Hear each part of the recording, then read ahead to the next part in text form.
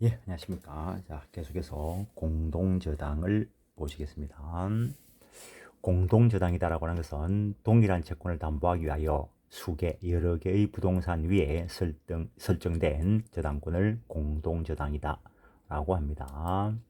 예, 근데 갑이 을에게 3천만 원의 금전 채권을 가지고 있는데 그 담보로 을 소유의 토지, 을 소유의 건물에 대해서 저당권을 설정하는 경우가 있는데 이런 것을 공동저당이다 라고 한다는 거. 어떤 종류 그냥 뭐 한번 분류해 본 거죠. 창설적 공동저당, 처음부터 여러 개의 부동산 위에 동일한 채권을 담보할 목적으로 저당권을 설정하는 것을 말한다는 거. 추가적 공동저당, 처음에는 공동저당이 아니었는데 후에 담보물을 추가해서 공동저당이 되게 하는 경우를 추가적 공동저당이다 라고 개념 정리한다는 거. 공동저당의 성질, 각 부동산마다 한 개의 저당권이 성립한다. 동일한 채권을 담보하기 위한 복수의 저당권이라는 거. 각 부동산은 등기된 채권 전액에 대해서 책임을 진다라는 거. 그래서 둘 다 채무자 소유의 부동산일 때, 뭐 그냥 간단하게 채권자는 둘 다를 다 경매 실행해서 안분 배당 받아 올 수도 있고, 뭐 어느 하나만 경매 실행해서 전부를 다 배당 받아 올 수도 있다라는 거. 뭐 물론 어느 하나에 의해서 전액을 다 변제받아 버리면 다른 저당권은 다른 사정이 없는 한 소멸된다는 거. 다른 사정은 발생할 수 있습니다. 공동저당의 기능, 담보 범위를 확대하여 채권자의 위험을 분산시키는 기능과 채무자에게 신용을 용이하게 확보시키는 기능을 한다는 거.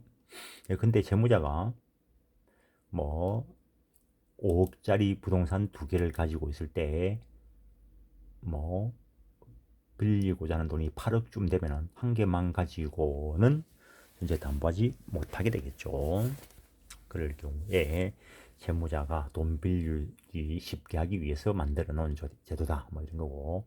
공동저당의 성립 역시 공동저당 설정 계약이 있어야 된다는 거. 수개의 저당물에 대한 채권자와 채무자 및 채권의 발생 원인과 담보 범위가 동일한 채권의 담보를 위해 여러 개의 부동산 위에 저당권이 설정되면 그걸 공동저당권이 성립하게 되는데 여러 개의 저당권의 순위나 설정 시기, 저당권의 종류가 달라도 무방하다라고 해놨습니다. 근데 저당권의 순위, 토지에 설정된 저당권은 1번이고 건물에 설정된 저당권은 3번일 수도 있죠. 공동저당이라면 창설적 공동저당이라면 설정 시기가 같을 수 있겠지만 추가적 공동저당이라면 다른 게 일반적이겠죠. 그 다음에 저당 목적물의 소유자가 달라도 상관없다. 앞에서 예를 들은 것은 뭐 둘 다가 채무자 소유인 것을 예를 들었지만 토지는 채무자 소유이고 건물은 물상보증인 소유이어도 된다는 거죠. 따라서 공동저당권이 설정된 부동산 일부에 대한 제3취득자가 그 취득한 일부 부동산에 대한 피담보 채무만을 인수하고 그 채무 인수를 원인으로 하여 채무자를 변경하기 위한 저당권 변경 등기는 공동저당 관계가 존속하는 한 할 수는 없다는 거 당연한 거죠. 공동저당을 이루는 복수저당권은 각각 독립성을 가지므로 공동저당 일부 목적물에 대한 설정 계약이 무효이거나 하자 또는 목적물 일부 멸실 또는 일부 저당권의 포기 등의 사유는 공동저당 관계에 있는 다른 부동산에 대한 저당권에는 영향을 미치지 않는다는 거. 공동저당권 설정 등기 공동저당에 의하여 각 부동산 위에 저당권이 성립하므로 각 부동산에 대하여 각각 저당권 설정의 등기를 요한다. 목적 부동산이 5개 이상인 때에는 그 등기 신청 시에 공동담보 목록을 첨부함으로써 공동저당 관계를 표시해야 된다는데 지금은 이게 자동적으로 생성되게 만들어 놨다는 거. 공동저당권의 목적물의 종류. 현행법상 민법 368조가 적용되는 공동저당의 등기는 동일 채권을 담보하기 위한 수개의 동종 목적물에 대해서 가능하다라고 해놨는데, 다른 특별법 적용되는 경우에는 곤란한 경우가 있을 수 있다는 거. 이는 민법 368조가 수개 이종 목적물에 대하여 규정하지 않고 실무상 저당 목적물의 종류가 다르면 공시 절차나 매각 절차가 달라지기 때문에 이런 어려운 문제가 있어서 동종 목적물에 대해서만 가능하도록 한다고 본다는 것. 따라서 부동산과 법률상 부동산으로 간주되는 성질상 부동산이 아니지만 부동산으로 간주되는 임목이나 공장재단, 광업재단 이것과 함께 공동저당 목적물이 될 수는 있으나 등기된 선박, 광업권, 어업권 등은 부동산에 관한 규정을 준용하고 있지만 그 공시 방법을 달리하고 있기 때문에 부동산과 등기된 선박, 광업권, 어업권 이것은 공동저당의 목적물로 할 수 없다. 그래서 어떤 것들은 공동저당 목적물로 될 수 있고 또 어떤 것들은 안 된다라는 것, 그 정도 하시고, 공시의 곤란성 때문에 그렇다, 절차의 다름, 유종 때문에 그렇다, 뭐 그 정도. 후순위 저당권자와의 관계. 공동저당 목적물 전부를 경매하여, 그래서 어쨌든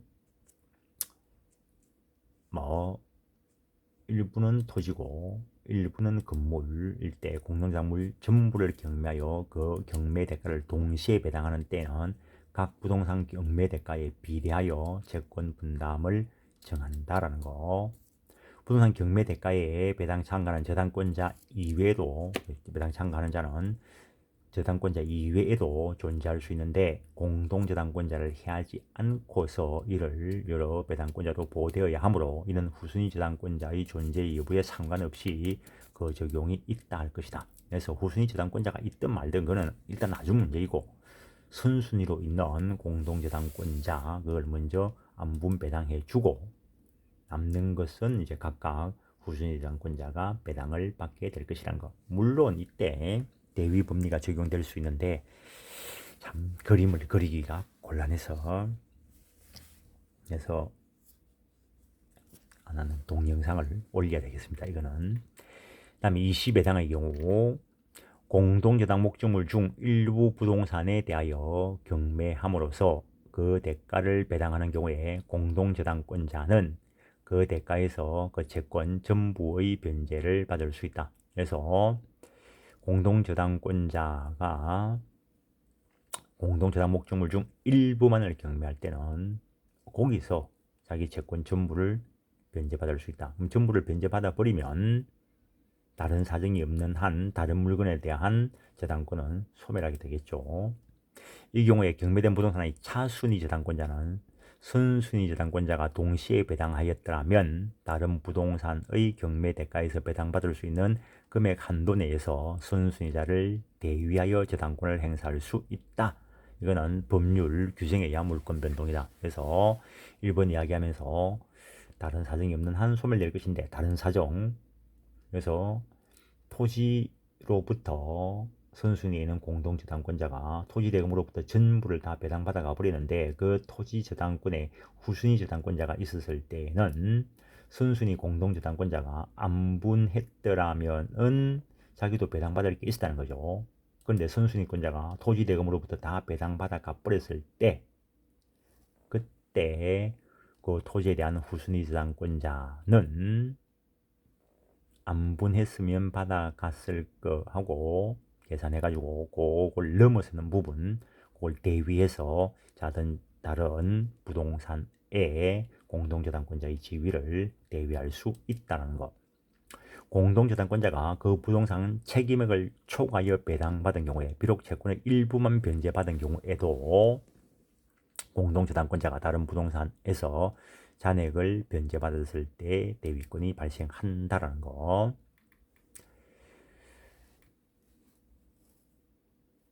공동저당권자는 다른 저당권자의 대위권의 대상이 되는 선순위저당권을 포기하지 못한다는 거. 당연하겠죠. 이거는 이미 다른 저당권자의 그 권리 대상이 된 것이기 때문에 그 선순위에 있던 다른 부동산에 대한 저당권 포기하지 못한다는 거. 그 정도 하겠습니다. 공동저당권자가 저당부동산 중 일부의 수용보상금에 대한 배당 절차 참가하여 우선 변제권 범위 채권 최고에 해당하는 전액을 배당받은 경우 다른 저당부동산에 대해서 담보권 실행하여 경매 절차에서 우선 변제받을 수 없다. 당연한 거죠. 전액을 배당받았으니까. 그 다음에 이른바 이시배당의 경우에도 최종적인 배당 결과가 동시배당의 경우와 같게 하기 위한 것으로서 공동저당권자의 실행선택권 행사를 하여 불이익을 입은 차순위 저당권자를 보호하기 위한 규정인데, 이와 같은 차순위 저당권자의 대위권은 일단 배당기일에 배당표에 따라 배당이 실시되어 배당기일이 종료되었을 때 발생하는 것이지, 배당 이의 소송의 확정 등 그 배당표가 확정되는 것을 기다려 그때 비로소 발생하는 것은 아니다는 것. 집행법하고 연결되는 이야기가 되겠습니다. 그 다음에 공동저당, 우리가 합의로 공동저당 설정했을 때 대비된 것인데, 물론 여기서 계속 공동저당 했는데 이 경우에도 활용되는 것은 근저당입니다. 그래서 엄밀하게 이야기하면 공동근저당이라고 읽어줘야 될 것이고, 민법 368조 1항은 공동저당권의 목적물의 전체 환가대금을 동시에 배당하는 동시배당의 경우에는 공동저당권자의 실행선택권과 우선변제권을 침해하지 않는 범위 내에서 각 부동산 책임을 안분시킴으로써 각 부동산상의 소유자와 차순위 저당권자, 기타 채권자의 이해관계를 조절하고, 같은 368조 2항은 대위제도를 규정하여 공동저당권의 목적 부동산 중 일부의 경매대가를 먼저 배당하는 이시배당의 경우에도 최종적인 배당의 결과가 동시배당의 경우와 같게 함으로써 공동저당권자의 실행선택권 행사로 인하여 불이익을 입은 차순위 저당권자를 보호하는 데 그 취지가 있다는 것. 그래서 위 조항들은 공동근저당권의 경우에도 적용되고, 또한 공동근저당권자 스스로 경매를 실행하는 경우는 물론이고 타인이 실행한 경매에서 우선 배당을 받는 경우에도 당연히 적용된다는 거. 그 정도 하겠습니다. 선순위 저당권자와의 관계, 공동저당 목적인 부동산 일부에 선순위 저당권이 존재하는 경우에는 모든 부동산을 일괄 경매할 수 없고 그 부동산만은 별도로 경매하여야 한다라는 거. 이는 일괄 경매를 하여 선순위 저당권자가 불이익을 받게 될 염려가 있기 때문이라는 거. 이론상 그렇다는 거죠. 채무자 소유 부동산과 물상보증인 소유 부동산에 대한 공동저당권 경매 대가를 동시 배당하는 경우, 이거는 보시면 근래에 나온 판례가 옛날 요 판례 나오기 전에 이론하고 약간 다릅니다. 그래서 옛날 책들을 보면 다르게 서술된 것들이 있습니다. 공동저당권에 설정되어 있는 수개의 부동산 중 일부는 채무자 소유이고 일부는 물상보증인 소유인 경우 위 각 부동산 경매 대가를 동시에 배당하는 때에는 물상보증인이 민법 제481조, 제482조 규정에 의한 변제자 대위에 의하여 채무자 소유 부동산에 의하여 담보권을 행사할 수 있는 지위에 있는 점 등을 고려할 때 동일한 채권 담보로 수개 부동산의 저당권을 설정한 경우에 그 부동산 경매 대가를 동시에 배당하는 때에는 각 부동산 경매 대가에 비례하여 그 채권 분담을 정한다고 규정하고 있는 민법 368조 1항은 적용되지 아니한다고 봄이 상당하다. 따라서 이러한 경우 경매법원으로서는 채무자 소유 부동산의 경매 대가에서 공동저당권자에게 우선적으로 배당하고 부족분이 있는 경우에 그때 물상보증인 소유 부동산의 경매 대가에서 추가로 배당한다는 것. 옛날에는 이 경우에도 옛날 책들을 보면 안분 배당한다 해놨는데 지금은 판례가 명확하게 동시 배당을 들어가더라도 채무자 소유 부동산 경매 대가에서 먼저 배당한다는 거. 거기서 다 배당받지 못했을 때 물상보증인 소유 부동산의 경매 대가에서 추가로 배당한다는 거. 그 정도 하시고 나머지는 한번 읽어보시고,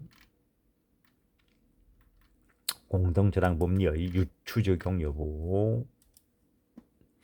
그래서 앞에는 합의로 공동저당권 설정했을 때를 대비한 것을 이야기한 것이고, 이는 법에 의해서 동일한 채권 담보할 목적으로 여러 개의 부동산에 효력이 미치는 것이 나타날 수 있다는 거. 그때 공동저당 법리가 유추적용된다는 거. 예컨대 임금 채권 우선특권, 최종 3개월분 임금 우선특권, 그다음에 최종 3년치 퇴직금 우선특권의 경우에 그 임금 채권을 가지고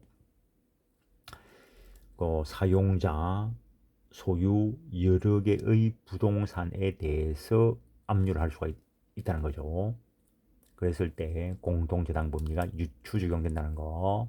그다음에 주임법상 그 소액보증금 최우선 변제권, 이거는 건물 대금뿐만 아니라 토지 대금에도 효력을 미치니까 부동산이 두 개죠. 그러니까 이 경우에도 공동저당의 법리가 그 유추 적용된다는 것.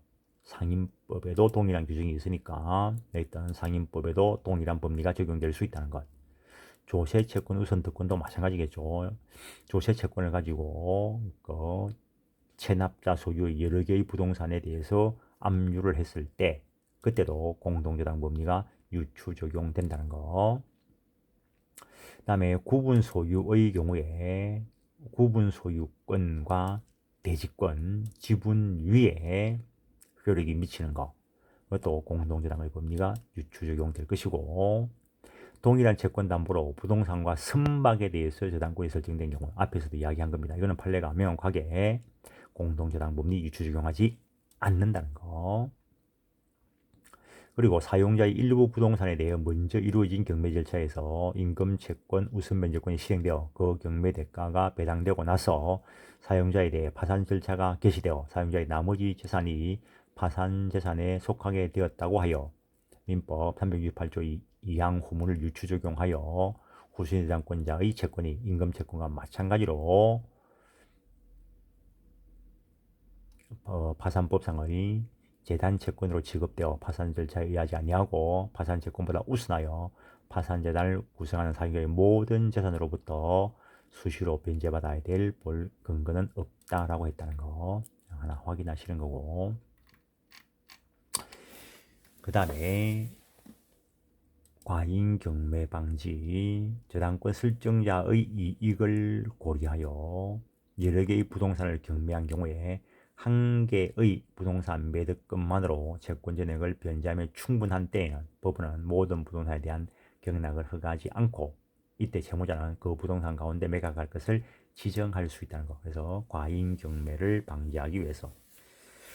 근데 뭐 1억을 빌려준 사람이